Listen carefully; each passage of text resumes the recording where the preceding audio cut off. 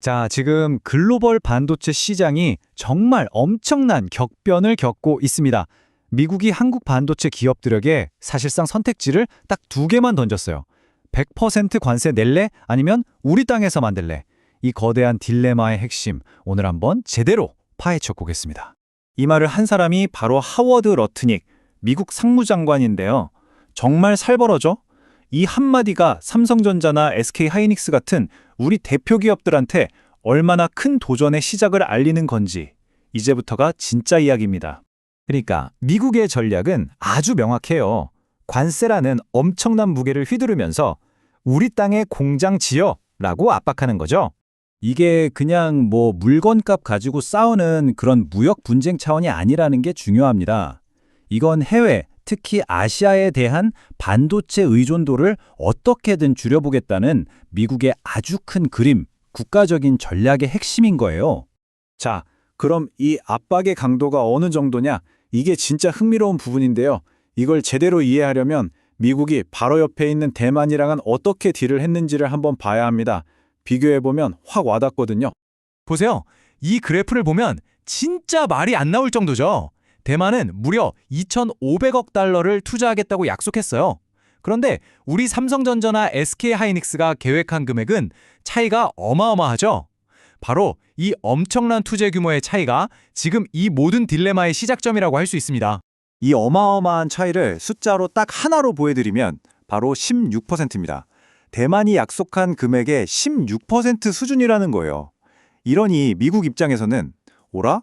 한국은 왜 이렇게 약하지? 라고 생각할 수밖에 없겠죠. 바로 이 지점입니다. 그러니까 핵심은 이거예요. 대만은 돈을 팍 쏘면서 생산량의 2.5배까지는 관세 없이 들여올 수 있게 해줄게 라는 아주 명확하고 예측 가능한 약속을 받아냈어요. 그런데 한국은요?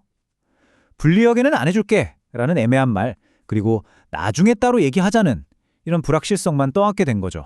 사실 이게 더 억울하게 느껴질 수 있는 게 한국은 이미 자동차 같은 다른 산업에서 관세를 낮추려고 3,500억 달러라는 엄청난 투자를 약속했었거든요. 그런데 그 약속이 끝나자마자 이번엔 반도체로 또 다른 청구서를 내민 셈이죠. 두 번째 청구서라는 말이 나오는 이유입니다. 자, 이런 상황에 놓이니까 삼성전자나 SK하이닉스 같은 우리 기업들은 정말 어려운 선택의 기로에 놓이게 되는 겁니다. 그야말로 딜레마죠. 선택지가 딱 두 개인데 둘 다 쉽지가 않아요. 첫째, 미국의 눈치를 보면서 수천억 달러, 정말 천문학적인 돈을 더 쏟아붓는다. 이러면 당연히 회사 재정에 엄청난 부담이 가겠죠? 아니면 둘째, 못하겠다 버티고 100% 관세 폭탄을 맞는다. 이건 뭐 사실상 미국 시장에서 나가라는 얘기나 마찬가지거든요. 정말 말 그대로 진퇴양난, 이러지도 저러지도 못하는 상황에 빠진 겁니다. 그럼 여기서 이런 생각이 들죠. 아니 근데 진짜로 100% 관세를 때릴 수 있을까? 이게 그냥 겁주려는 허풍일까요? 아니면 정말 현실이 될 수 있는 위협일까요?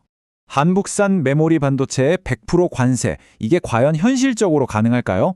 이 위협이 진짜인지 알려면 미국의 속사정을 좀 들여다봐야 합니다. 왜냐하면 미국도 사실 아쉬운 부분이 있거든요. 약점이 있다는 얘기죠. 핵심은 바로 메모리 반도체입니다. 이건 한국이 정말 잘하는 분야잖아요.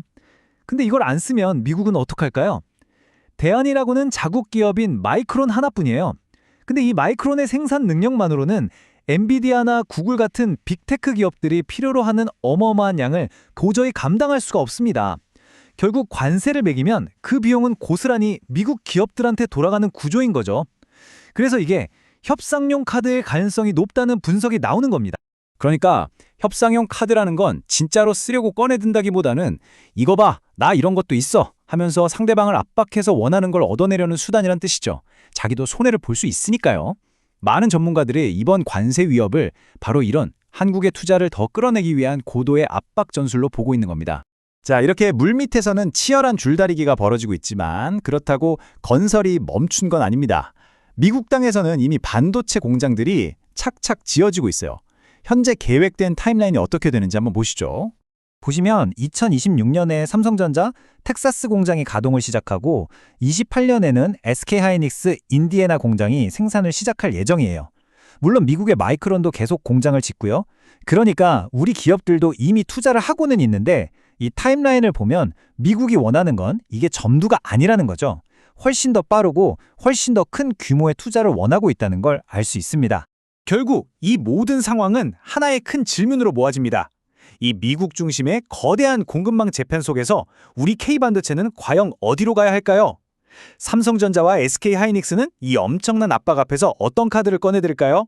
미국의 요구대로 더 큰 투자를 할 것인가? 아니면 관세라는 폭탄을 감수하면서 다른 길을 모색할 것인가? K반도체의 미래가 바로 이 선택에 달려있다고 해도 과언이 아닐 겁니다.